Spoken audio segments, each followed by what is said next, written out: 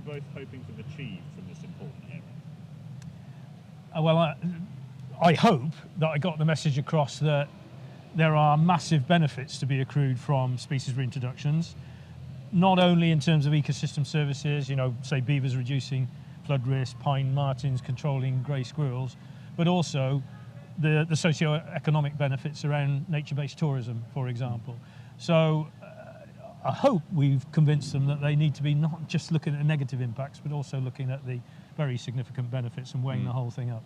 And I hope they've got the point that nature positive action needs to be enabled by whatever is set up, and that low risk stuff needs to be basically put through with the minimum of additional bureaucracy. Because the last thing we need is more red tape around people trying to do the right thing for nature. Thank you. That's very helpful. I take your point about the sort of the impacts can be positive and or negative.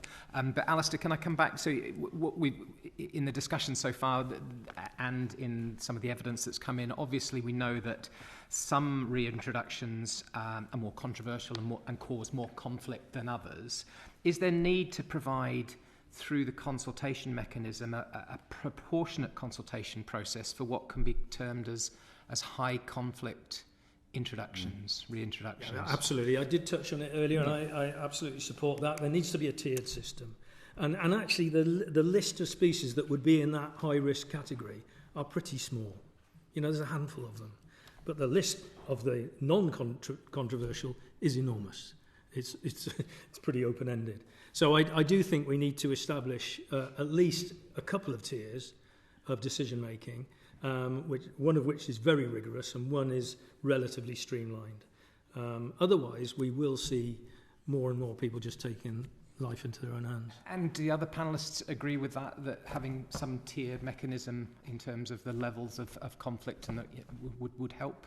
I think so, because there's definitely some species with a high conflict and others which are, really aren't controversial at all. So, they shouldn't have to go through the same processes. One of the issues we've got, which hasn't been referenced yet, is we've got a limited categorisation of animals that we can use in law. So we've got wild animals and we've got domestic animals.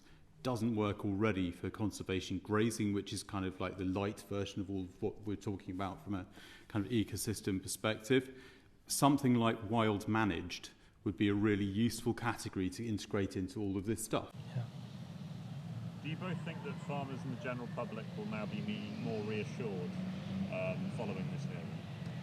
Oh, I don't think the hearing itself is going to make any difference to attitudes. It's all about action on the ground, and the best way that we can start to win people over is the way that's already been happening, where actually we've had beavers in Kent for a very long time, and there haven't been massive, significant problems, and people are coming to terms with living with them and accepting them. I totally agree. So it's actually building on what's already been done by the likes of the Wildlife Trusts, Rewilding Britain, actually, making more of that, embedding that into the system as it's created, and just scaling up from the successes we've already had. Yeah. And what do you both think are the next steps now moving forward? Well, next steps are we've got to find out what this Species Reintroduction Task Force is actually going to do, what its remit is, what power it has, how are they going to engage with other sectors of society. They seem very, very academic heavy. Where they're going to get their policy and practice experience from. Should be talking to the Wildlife Trust, for example, at a senior level, making sure they've got proper input.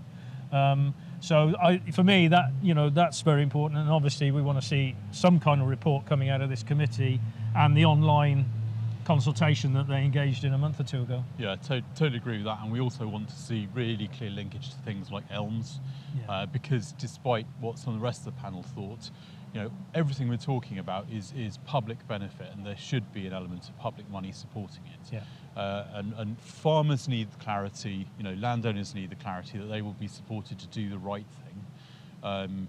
And we also, as wildlife trusts and other conservation NGOs around this space, will also need to feel like we're being supported in policy terms to actually help deliver what society and government as a whole is trying to achieve.